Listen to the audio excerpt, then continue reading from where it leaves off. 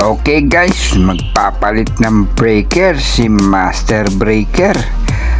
Ayan, kita naman kung paano niyan diniskartihan ang main switch na ito upang palitan ng breaker, at gawin na lang dalawa, sa ilaw at sa saksakan. Yan, okay na okay sa alright. Dito nga pala kami sa ginagawang bilyaran. Yun, sinisilip na maigi, dapat hindi magkamali para hindi mag-circuit. Okay, so alright.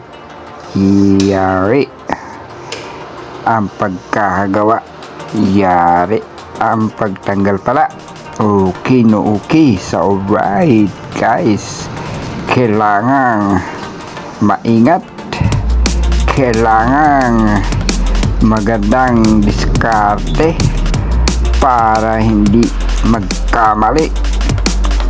Yak ang kuryente, pag napadikit siguradong magkakaroon ka ng ground. Okay na okay, so alright guys. Ayan, okay na ba? Tingnan pa natin si Master Breaker kung paanong magpalit ng breaker. Ayan, diskartihan malupit para siguradong kapit na kapit. Okay na okay sa alright. Nice niyang matanggal ang power supply do sa flooring.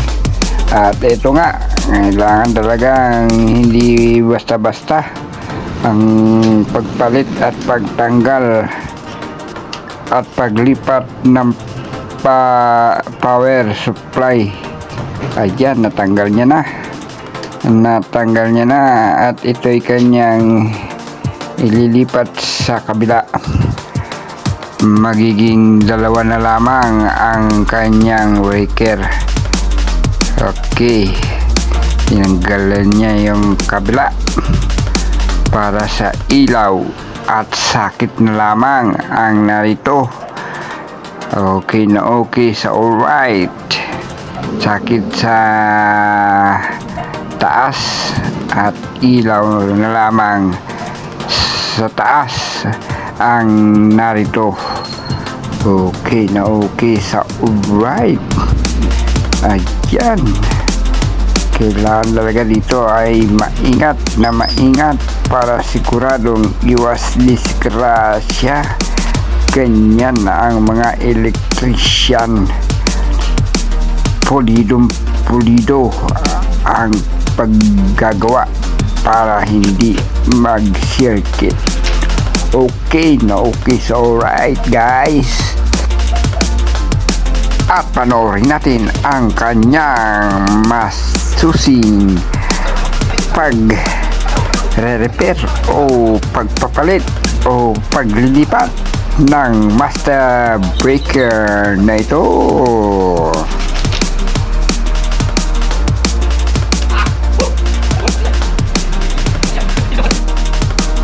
At ito na nga, binabalik niya na ang takip.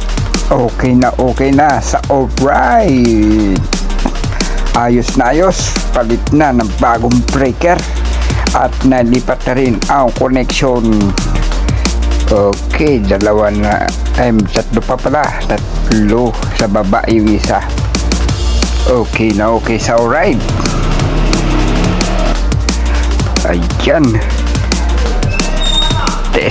testing na yan mamaya pagkatapos na may lapat na ang tornilyo.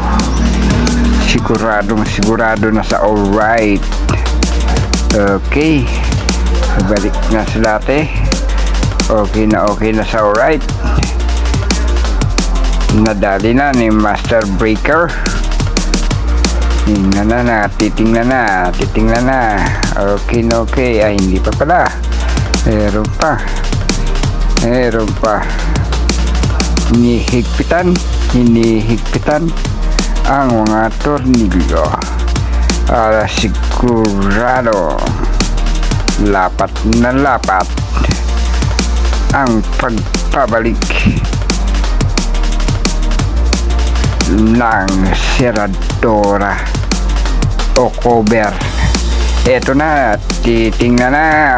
Okay na sa alright kung paano matatanggal ang power supply ng nasa flooring na nakalitaw. Titingnan na, chichikin na ni Master Breaker. Dito naman siya sa may sakit magre-repair. Okay sa alright. Yan, ayos na ayos. Kailangan ayos na ayos. Okay, meron ng power supply. Tingnan natin. Okay sa alright. Good na good. Kaya ito muli nang ipabalik. Kailangan ng pulidong lapat na lapat nang di natatanggal. Nilalagyan niya ng pang support, pang patigas, nakakapitan ng tornilyo. Okay sa alright na diskarte ni Master Breaker. Okay sa good. Ayan, balik na uli. Okay, ayos na ayos. Alright, hinigpitan. Yun, dali yan. Okay sa good ni Master Breaker.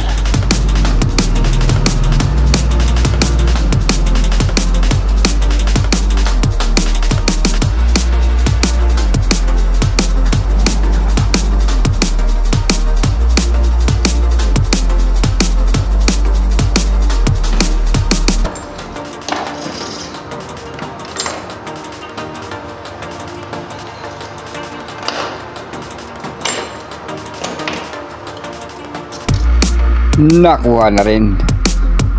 Sa diskarte lang yan. Okay, higpit. Meron na yan power supply. Siya nga pala, lalagyan na lang ng box to dahil konektado ang lahat ng mga sakit dito. Konektado, hindi pwede mawalan ng power. Mawawalan din ng power yung saksakan dito. Yan, tsaka yung doon sa dulo na yon. Kaya ang diskarte ni Master Breaker, lalagyan na lamang ng box ang nakalitaw na power supply dito sa flooring. Ito nga pala ang ipinalit